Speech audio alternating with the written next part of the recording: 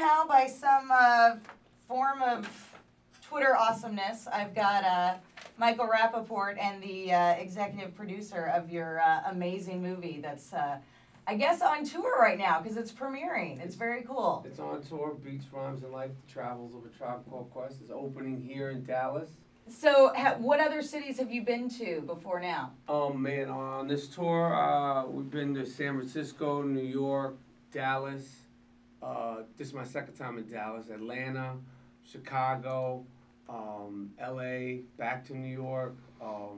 And I forgot. Did I hear a rumor that you were here for the Mavs parade? I was here, but I wasn't here for the Mavs parade. Okay. I was here on the day of the Mavs parade. Okay, how was that? And then when I saw the parade, I said, "Oh wow, these people are really friendly down here." You know, the Mavericks are winning. So you were here for something completely separate? Yeah, it's completely separate. And did you just get caught up in all of it? I got caught up. It was a real scorcher. Yeah. And traffic was rough, but I was glad to be here. Yeah. We had a good time that day. I misinterpreted it all. I thought everybody was just happy to see me. Well, yeah, we were. It was funny because I had so many people texting me and, "Hey, your boy's in town." I'm like, "Yeah, we're tight, totally." Me and Rapaport, we totally go way back. Yeah. And we were talking in the hall, and I haven't had a chance to see it. I just saw the preview. You got to go some point today. I'm gonna try to go today. I was telling you, my girlfriends from high school are coming in, and these are girls that don't go out ever. Like they're your friends like from high school that all got married really young, and they all have kids, and they're like, "We have 1 weekend a year." Right, so they're gonna go nuts, right? Yeah, we're gonna come see you, and we're gonna have 1 beer. Oh, okay. So they're really, really excited. So I'm gonna cool. try to drag them to your right, movie. good, I'm super duper excited. Now, what I did catch is that there's one thing in this movie. I did a little bit of research on this, that something happens to Fife. Yes. Like without giving it away. Yeah. Well, Fife is the Funky Diabetic, and he he's been suffering from diabetes, and in the beginning it seems funny and lighthearted, but he goes through something really serious with his health and with the effects of his diabetes, which is very emotional, and it's just the happenstance of making a documentary. And you never know what's going to happen. You never know what's going to happen when you're making. When you turn the camera on, like this gentleman who's got the camera on me right now, you never know what's going to happen. I could come over there, I could step on the camera.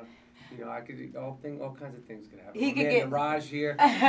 He gets crazy. Anything could happen. And how did you two? Okay, so we have Niraj in the studio. How did you guys get together on this? How did this all come to pass? One of the producers on the film and I went to USC together, and so me and him had tried to kind of connect on a project for the past couple of years, and nothing really worked out. And I saw him last year at a birthday party. We started talking a little bit. I was like, "Are you working on anything cool?" He's like, "Man, I'm working on this really cool tribe documentary. I just got on board." And I was like, "I'm done. I'm in. I want to be part of it." And when he told me Rapaport was involved, just kind of made the deal a little sweeter. And we're here now. And you're from here. I'm from Dallas, yeah. Yeah. Do you live here still? I do. I live in the Uptown area, yeah. Yeah. Absolutely. How cool. So I'm from the Mid-Cities area, Hearst, Euless, Bedford. And, you got to throw out the names. Have to Yeah, represent. exactly. So. Get people out there. Absolutely. It's got to be a dream come true to be able to, make a movie like this. It is absolutely a dream come true. Today is going to be a very surreal day, hanging out with Michael all day today. So, yeah, we're just going to have a good time with it today. Yeah, and for you, directing a documentary, what did you know about documentary filmmaking before going into this? I knew a lot. I knew one as a fan. I've obviously never been in one, and I've never directed one. Right. So, documentary filmmaking is a lot different than, narrative films or television because there's no rules. Mm-hmm. There's no rules and regulations. There's no start date connected to a stop date. There's no script. You just sort of go in this style documentary, which was really just in the beginning, a free-for-all. You're open. It's just an open canvas. So, I learned a lot on the way. Obviously, there's some technical things I would have changed along the way. But, this experience and getting this film out and the fact that it's coming out in theaters, I wouldn't have changed anything. Really, it's been just I'm just so proud to be a part of it. I'm proud that we've gotten this far, that we've gotten the response that we've gotten. It's just been really, really special. And I think the neatest part about it is that you can just tell that you're a huge fan. It's just, and as I was preparing to talk to you, I went back. I don't know if you've been playing with this Spotify thing. So it's so awesome. Cool. Yeah. So I was like, yeah, I got to get all this old tribe stuff, and I was like, all of a sudden I was 15 again. It was really, really cool. And I was like, man, he's just probably loving getting to hang out with guys that he listened to. Absolutely, yeah. I mean, being around Tribe Called Quest and being around the people that I was able to interview, like the Beastie Boys, the Roots, Santi Gold, Pharrell, Common, and just to talk to them and pick their brain. I mean, one of the easiest things about the whole process was getting people to talk about a Tribe Called Quest because they're so respected and revered. I had to stop. A lot of great people got cut out of the movie just because we ran out of time. Exactly. But which made things harder in the editing room because we just got so much great material. But I mean, the whole experience, like I said, it's just been fun. I'm going to Lollapalooza next weekend. Oh, okay. And I was like, man, they were one of those groups that they brought a whole open everybody's eyes. Who's this? Yeah. What's going on here? Yeah.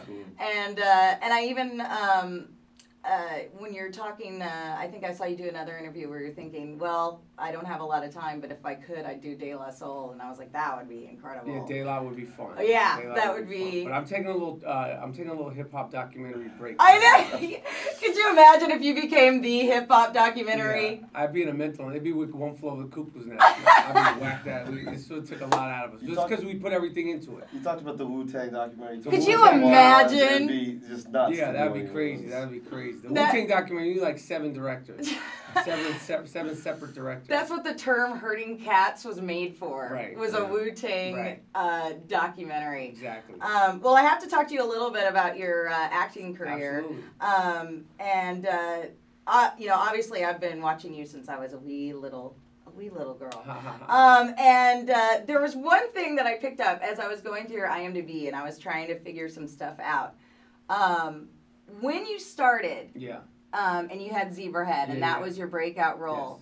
Yes. It seemed that you took a lot of movies that had like this racial tension undertone. Yeah. Was that your idea? I mean, it's something that I'm comfortable with. It's something that just, in hindsight, like I didn't have any agenda, but I'm never one to really steer clear of controversy. I think that race is still a very interesting topic. My father, was never shy to talk about it, so I've never been shy to discuss it, talk about it, or be a part of, those sort of movies with those themes in it. I'm proud that I've been a part of it. I would love to continue doing more. I think it, if nothing else, breeds discussion. But it's not like I, came into it like I'm gonna do. I have a mission or anything like that. I just like working on things that are interesting. It doesn't really make any difference what the genre or what the message means. Right. Well, I think the most interesting one I saw was after you did Higher Learning, you were a skinhead. Yeah. In basketball, I was like, what is he doing, man? Yeah. I'm like, the skinhead from next door, the friendly skinhead. The friendly. The character from Higher Learning still gets. People talk to me about that, on a daily basis. Well, because you played such a good skinhead. Yeah, well, every time you appeared on screen, it made you kind of go, oh, it made you nervous as to what you were going to do next. Right. And of course, my favorite was Beautiful Girls because you were so awesome in that. And then I watched you do this, what is it, Dinner with Friends or whatever with the what's his name?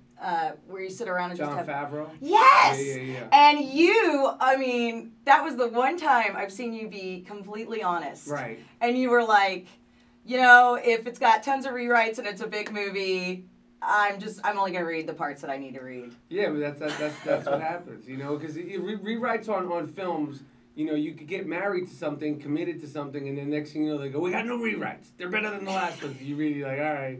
I mean, it happens. It was the first time I was like, oh my God, it's like, it's actually like watching Entourage. Like, I was like, oh my God, he actually let us behind the curtain as to what goes on. And the fact that, the Andy Warhol movie, you definitely, not Andy Warhol. Which one? The one where you were breaking into stuff. Oh, wait. Small Time Crook? Yes!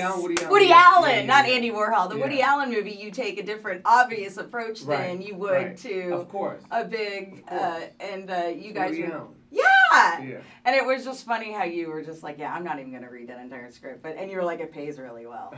It was really awesome to see you behind that veil. Thank you. And sitting there with Sarah Silverman, it was just...